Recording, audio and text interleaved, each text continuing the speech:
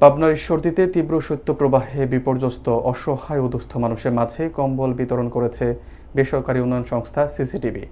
মঙ্গলবার সকালে মুলাডোলি ইউনিয়নে সংস্থাটির মাইক্রো ফাইন্যান্স কর্মসূচির আওতায় শতাধিক গ্রাহক ও হতদরিদ্র মানুষের হাতে এই শীতবস্ত্র তুলে দেওয়া হয়। হাড় কাঁপানো শীতে নতুন কম্বল পেয়ে উচ্ছ্বাস প্রকাশ করেছেন সুবিধাভোগী প্রবীণ ও নারীরা। বিস্তারিত থাকছে মোহাম্মদ রাকিব বিশ্বাসের প্রতিবেদনে।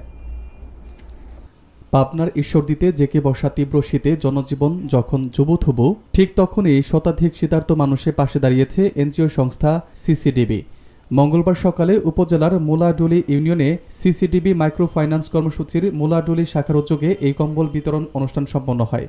ঈশ্বরদীতে তাপমাত্রা 9 ডিগ্রি সেলসিয়াসের ঘরে নেমে আসায় চরাঞ্চল ও গ্রামাঞ্চলের নিম্ন আয়ের মানুষের দুর্ভোগ চরমে পৌঁছেছে। নতুন কম্বল পেয়ে মুলাডুলি বাজার এলাকায় 80 বছর বয়সী বৃদ্ধা আমেনা খাতুন জানান, দারিদ্র্যের কারণে তার নতুন কম্বল কেনার সামর্থ্য ছিল না। এখন এটি পেয়ে তিনি শান্তিতে ঘুমাতে পারবেন। আরেক সুবিধাভোগী সুলতানা পারভিন জানান, হঠাৎ কম্বল পেয়ে তিনি অনেক বড় ঋণের হাত থেকে রক্ষা পেয়েছেন। অনুষ্ঠানে উপস্থিত সিসিডিবির এলাকা সমন্বয়কারী গৌতম সেন জানান, প্রতিষ্ঠা লগ্ন থেকেই সিসিডিবি করোনা মহামারী ও শীতসহ বিভিন্ন দুর্যোগে মানুষের পাশে দাঁড়িয়েছে। শাখা ব্যবস্থাপক মোহাম্মদ দেলোয়ার হোসেন উল্লেখ করেন, দরিদ্র ও মেধাবী শিক্ষার্থীদের বৃত্তি প্রদানের পাশাপাশি প্রতি বছরই তারা এমন মানবিক কর্মসূচি পালন করে থাকেন।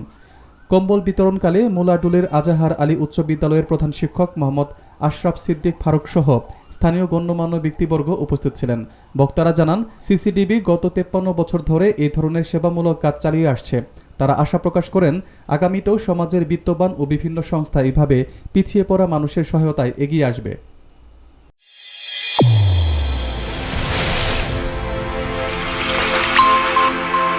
চ্যানেল A1 হৃদয়ের স্পন্দন।